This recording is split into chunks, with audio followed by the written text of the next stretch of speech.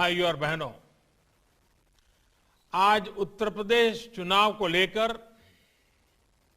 भाजपा की ये पहली वर्चुअल रैली है।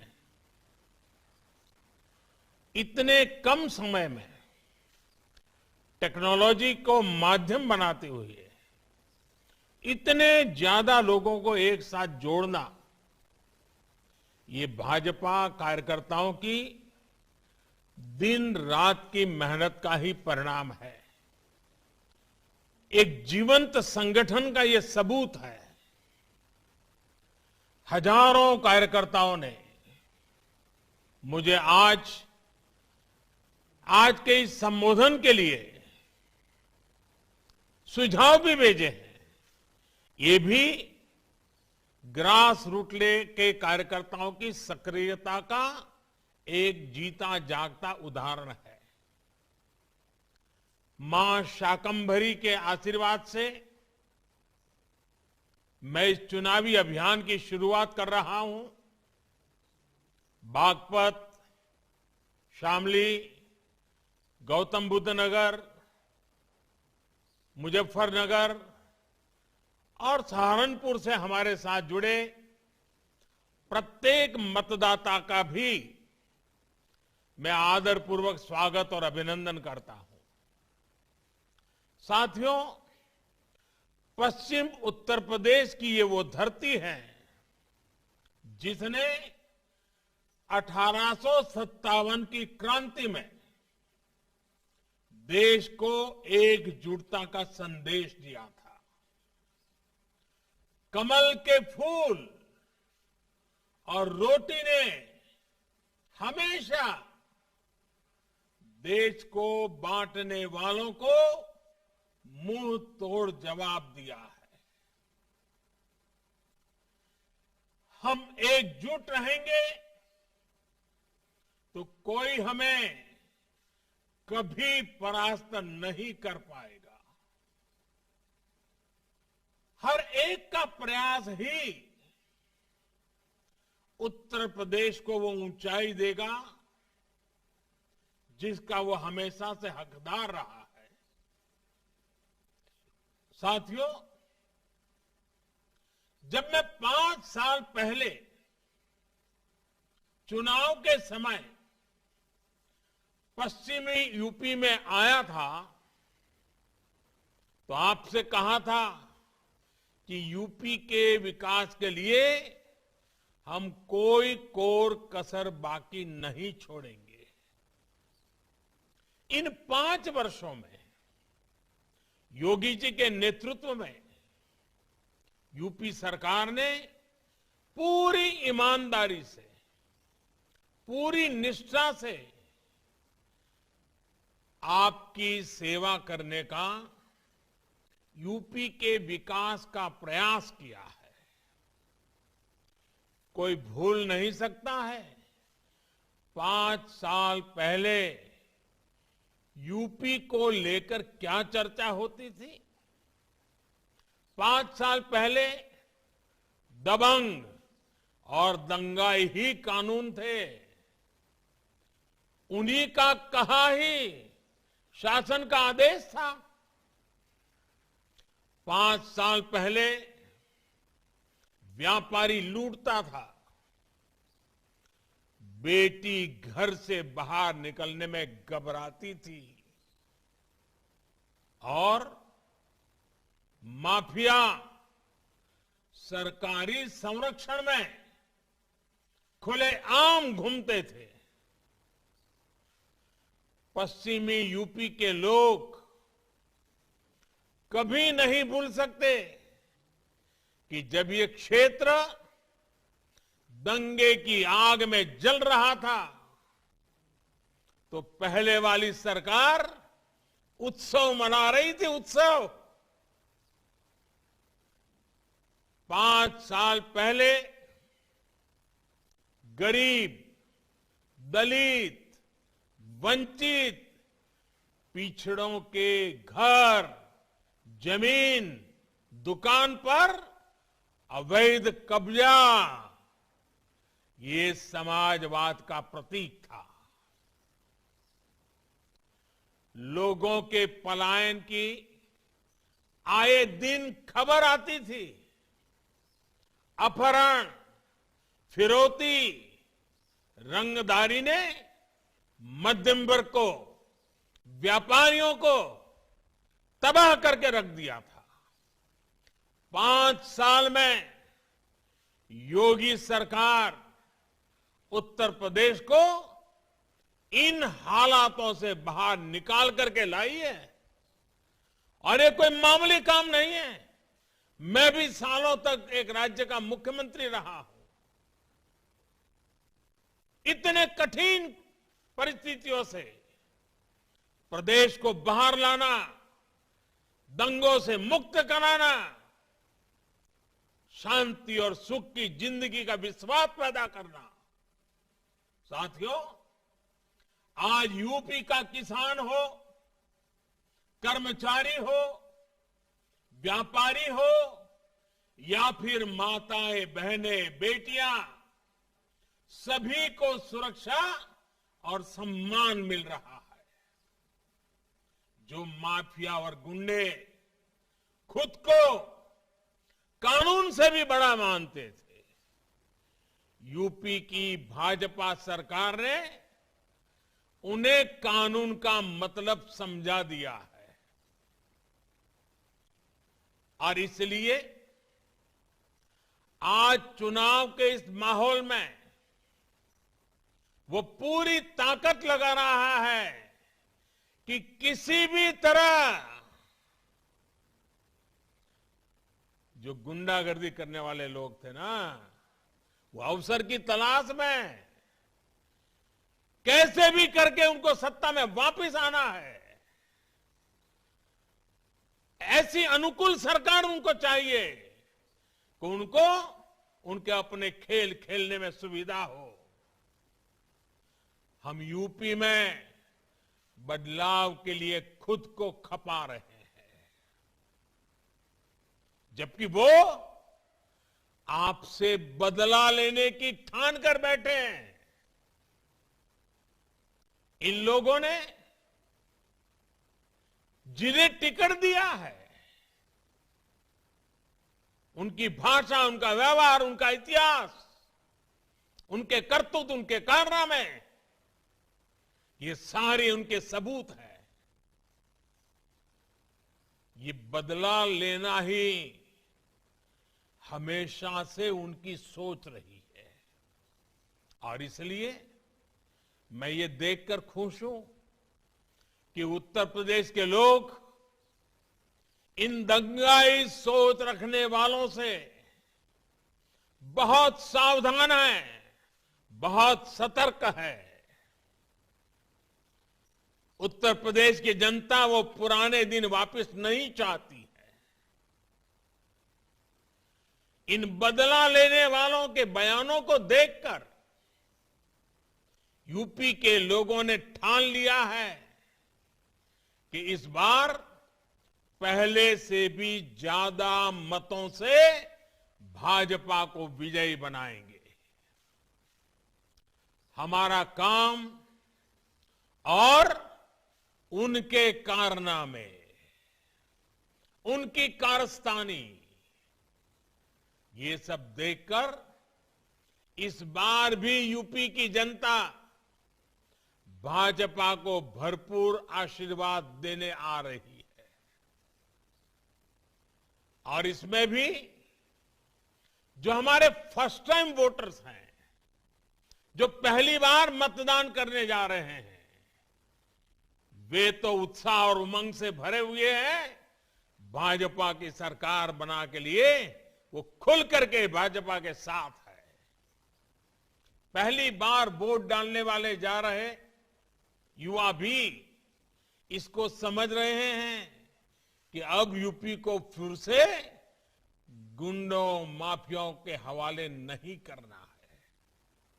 सोचिए साथियों, जो लोग जो सत्ता खोने के अंधविश्वास के कारण नोएडा जैसे युवा आकांक्षाओं के क्षेत्र में आने से भी कतराते हैं, क्या वो युवाओं के सपनों का प्रतिनिधित्व कर सकते हैं?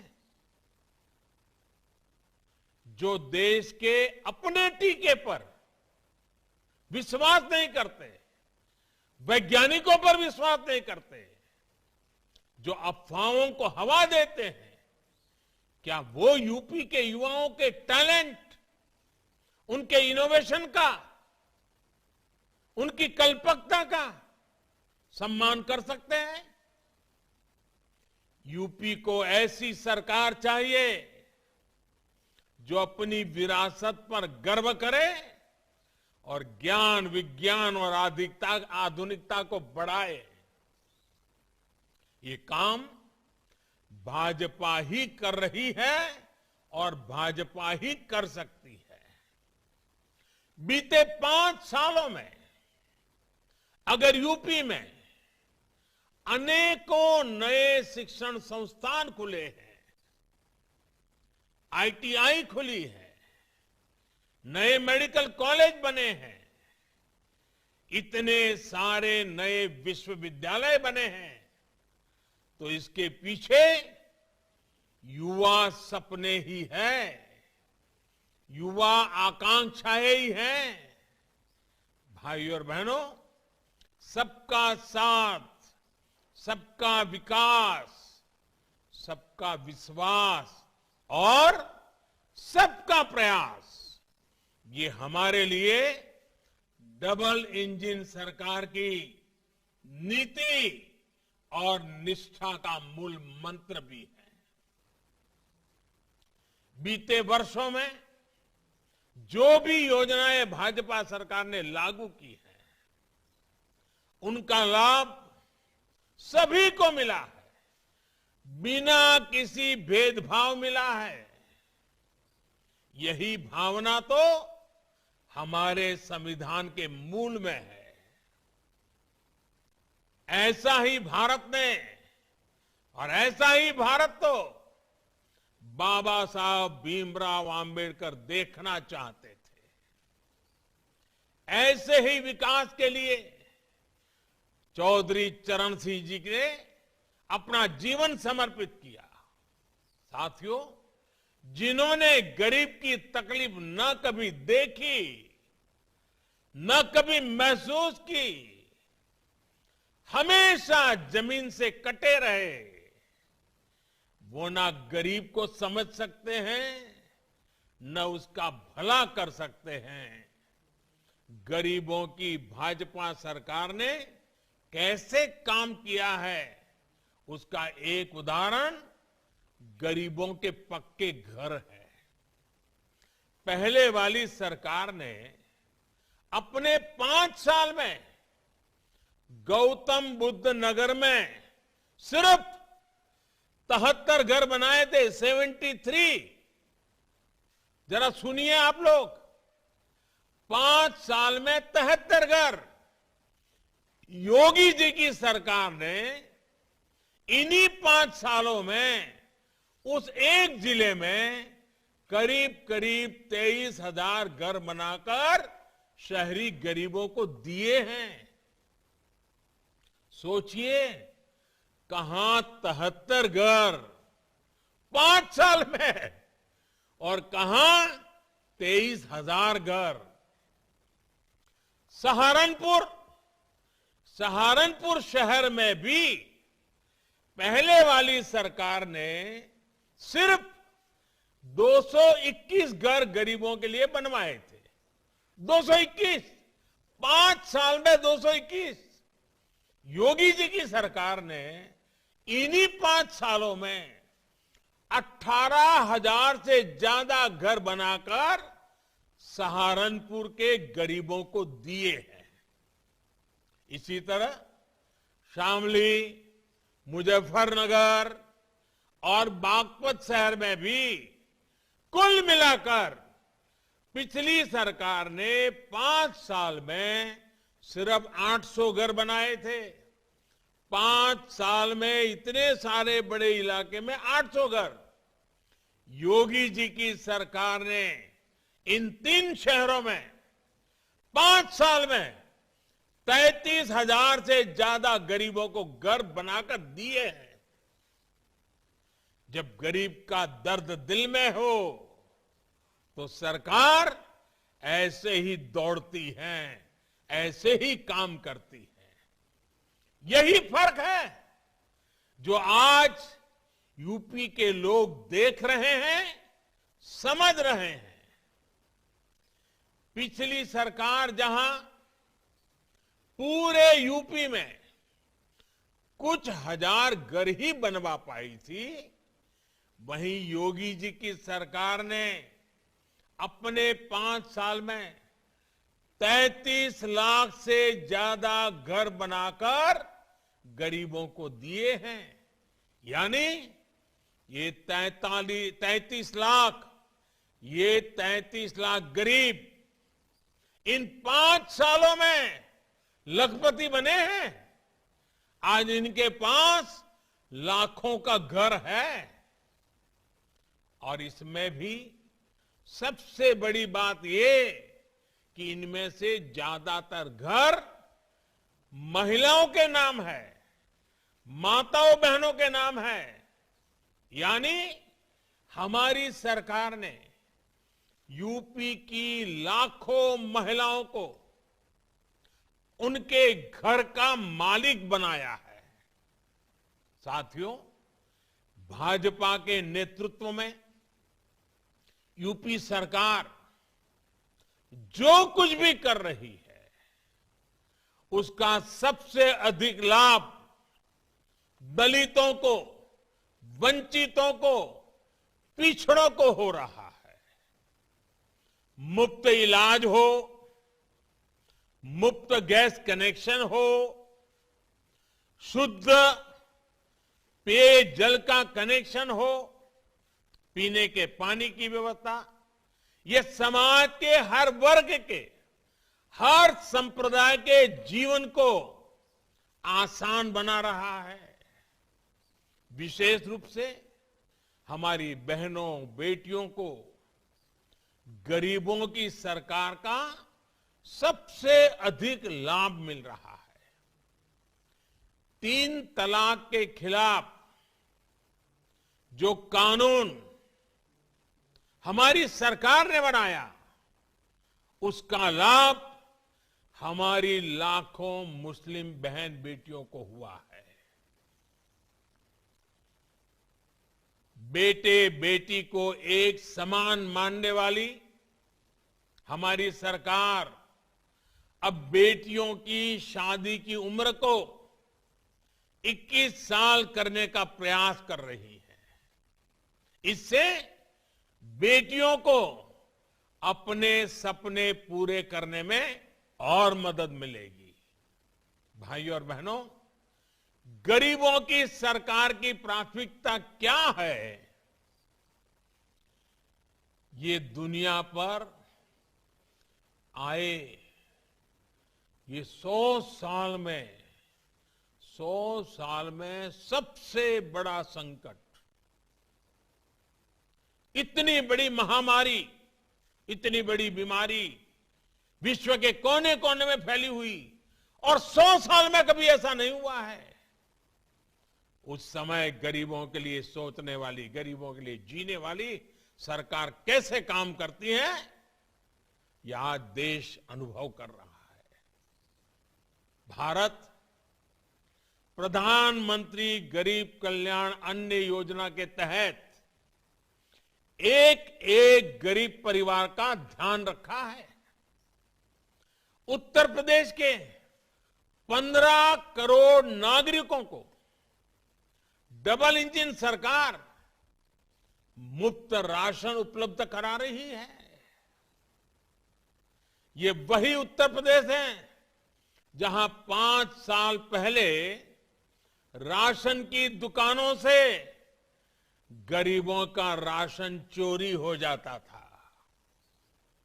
आज एक एक दाना गरीब के घर तक पहुंच रहा है। यही फर्क है, यही बदलाव है जो 5 सालों में आया है। और जैसा मैंने प्रारंभ में कहा, 1857 की बात मैंने कही, कमल और रोटी। इस संकट के काल में गरीब के घर में रोटी बने, इसका पूरा प्रबंध किया और आज हम आपके पास कमल लेकर के आए हैं। साथियों, जब दिल में सेवा की भावना हो, भ्रष्टाचार पास भी नहीं फटक सकता है, तो काम करने के नतीजे भी मिलते हैं। डबल इंजन की सरकार का भी यही ट्रैक रिकॉर्ड है। हमारा लक्ष्य था कि किसान को मिलने वाली सरकारी मदद में लूट बंद हो, कटकी बंद हो, बेईमानी बंद हो, यूपी के छोटे किसानों के बैंक अकाउंट में सीधी मदद मिले।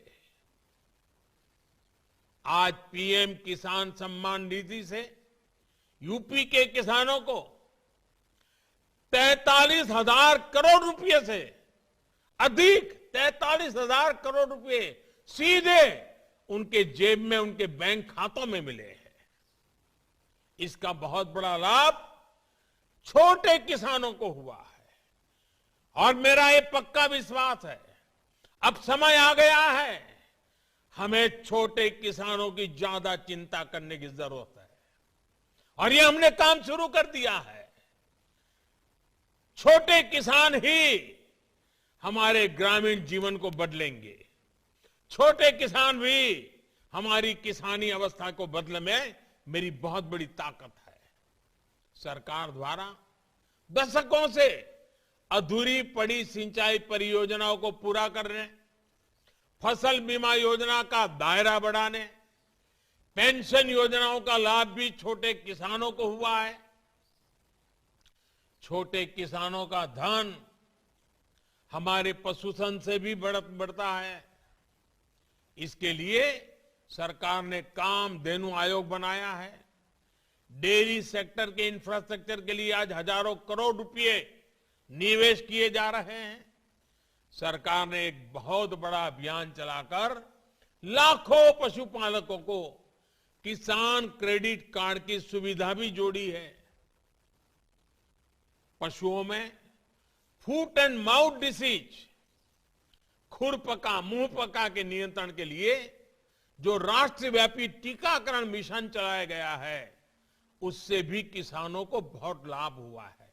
और हमारे देश में वैक्सीनेशन की तो चर्चा हो रही है, लेकिन बहुत कम लोगों को मालूम है कि जिस प्रकार से इंसान को वैक्सीनेशन का इतना बड़ा अभियान चला है, वैसा ही हिंदुस्तान के हर पशु को वैक्सीनेशन का अभियान चल रहा है और इससे पशुपालकों को बहुत बड़ी चिंता से मुक्ति मिलने वाली है। यूपी में बनाए जा रहे बायोगैस प्लांट बेसहारा पशुओं से जुड़ी दिक्कत को भी कम करेंगे और किसानों को आय का अतिरिक्त साधन भी मुहैया कराएंगे। उस दिशा में जाएंगे जहां किसान या पशुपालक जिसके पास अपना पशु है, दूध नहीं दे रहा है, उसके गोबर से भी पैसा मिलेगा। साथियों, हमने लक्ष्य रखा था कि किसानों से एमएसपी पर रिकॉर्ड खरीद करेंगे और हमने इस संकल्प को पूरा किया। 2017 से पहले की तुलना में 2 गुने से भी अधिक खरीद बीते 5 सालों में एमएसपी द्वारा की गई है। हमने गन्ना किसानों की दिक्कतों को समझते हुए उनके बकाये के जल्द से जल्द भुगतान का भी लक्ष्य रखा था। इस लक्ष्य को भी हमने तेजी से पूरा किया। पश्चिम उत्तर प्रदेश के किसान भूले नहीं हैं कि 2017 के पहले कैसे मेहनत का पैसा सालों साल किस्तों में दिलाया जाता था। योगी जी की सरकार ने वो बकाया भी चुकाया और नए सृजन का भुगतान भी तेज किया। आज पिछले पेराई सत्र का 98% से अधिक का भुगतान हो चुका है और मौजूदा सत्र का भी लगभग 70% भुगतान हो चुका है। किसानों का जितना भुगतान योगी जी की सरकार ने किया है, उतना पिछली 2 सरकारों ने अपने 10 साल में नहीं किया था। हमारी सरकार इथेनॉल का उत्पादन बढ़ाकर भी गन्ना किसानों की मदद कर रही है, चीनी मिलों की सेहत सुधार रही है, यूपी के गन्ना किसानों से बीते 5 साल में 12,000 करोड़ रुपए से अधिक का इथेनॉल खरीदा गया है। साथियों, डबल इंजन की सरकार डबल तेजी से यूपी के विकास में जुटी है। आज यूपी में एक्सप्रेस वे डबल हो रहे हैं, हवाई अड्डों की संख्या भी डबल हो रही है। यूपी देश का एकमात्र राज्य है जहां 5 शहरों में मेट्रो है और 5 पर काम चल रहा है। 2017 से पहले जो सरकार थी, वो कागजों पर आधी अधूरी परियोजनाएं बनाने और उनके शिलान्यास में माहिर थी। पत्थर टांग दो बस, अस्पताल हो, सड़कें हो, एक्सप्रेस वे हो, ये लोग सालों साल परियोजनाओं को खींचते थे ताकि उसमें से कुछ दोहना है, उसमें से भी कुछ निकालना है, कमाई करनी है, तो अपनी दुनिया चलती रहे। वो लोग सिर्फ सपने दिखाते थे। डबल इंजन की सरकार सपने पूरे करती है। और एक बात हम न भूले, मैं कभी कभी सुनता हूं कुछ लोगों को सपने आते हैं। आप सबको मालूम है सपने किसको आते हैं भाई? जो सोता रहता है ना, उसको सपने आते हैं। जो जागता है वो संकल्प लेता है। योगी जी जागने वाले, जागते रखने वाले और इसलिए संकल्प करने वाले नेता है। यही फर्क है जो आज यूपी के लोग अच्छी तरह समझ रहे हैं, देख रहे हैं। आज पश्चिमी यूपी देश के सबसे अधिक कनेक्टेड क्षेत्रों में से एक बन रहा है। कुछ दिन पहले ही गंगा एक्सप्रेसवे पर काम शुरू हो चुका है। नोएडा इंटरनेशनल एयरपोर्ट पश्चिमी यूपी को अंतर्राष्ट्रीय कनेक्टिविटी देने वाला है। हमारा दादरी तो भारतीय रेल की आधुनिकता का सबसे बड़ा सेंटर होने जा रहा है। आज देश के 2 डिफेंस कॉरिडोर में से एक यूपी में बन रहा है। ये सारे प्रोजेक्ट अपने साथ उद्योग की, नए रोजगार की अनेकों नई संभावनाएं लेकर आ रहे हैं। बीते 5 साल में हमने यूपी के ऐसे ही समृद्ध भविष्य की नींव रखी है। इस बार आपका एक एक वोट इसी नींव को सशक्त करने के लिए होगा। साथियों, यूपी के गांव हो या शहर, पश्चिमी यूपी हो या पूर्वी यूपी, सभी के लिए, हर क्षेत्र के लिए आगे बढ़ने का समय है। यूपी के लोग तो पहले की सरकार में रहने वालों की बदनीयत को अच्छी तरह जानते हैं। इन लोगों ने भ्रष्टाचार और रियल एस्टेट माफिया का ऐसा गठबंधन कराया कि एनसीआर के हजारों फ्लैट खरीदारों के जीवन भर की पूंजी लूट गई। इसका बहुत बड़ा नुकसान हमारे मध्यम वर्ग के भाइयों बहनों को हुआ, हमारे युवाओं को उठाना पड़ा। डबल इंजन की सरकार ने इस माफिया को खत्म करने के लिए रेरा कानून लागू किया है। इससे आज अपना घर मिलने में लोगों को आसानी हुई है। अधूरे पड़े घरों को पूरा करने के लिए सरकार ने 25,000 करोड़ रुपए की अलग से व्यवस्था भी की है। इनको अगर मौका मिल गया तो ये रेरा की व्यवस्था को भी खत्म कर सकते हैं। साथियों, एक तरफ भाजपा है जिसके पास विकास का स्पष्ट विजन है, साफ सुथरा, ईमानदार और असरदार नेतृत्व है। वहीं दूसरी तरफ अहंकार से भरे, समाज को तोड़ने वाले, किसी भी कीमत पर सत्ता पाने का सपना देख रहे हैं। और ये है कौन? नकली समाजवादी है। विजन के नाम पर इनके पास सिर्फ विरोध है, गुस्सा है, आक्रोश है। इसलिए आज यूपी कह रहा है, एक बार फिर गरीबों की सरकार, भाजपा सरकार, डबल इंजन सरकार। इस वर्चुअल रैली के लिए आपने अपना समय निकाला और अभी जब योगी जी कोरोना की पूरी स्थिति का जो वर्णन कर रहे थे, आपको मालूम होगा, जब दुनिया की चर्चा होती थी तो लोग कहते थे भारत क्या होगा, भारत का हालात क्या बन जाएगा। और जब भारत की चर्चा होती थी तो लोग कहते थे यूपी में क्या होगा। लेकिन मैं आज योगी जी को, उनकी पूरी टीम को बधाई देता हूं, उनका अभिनंदन करता हूं।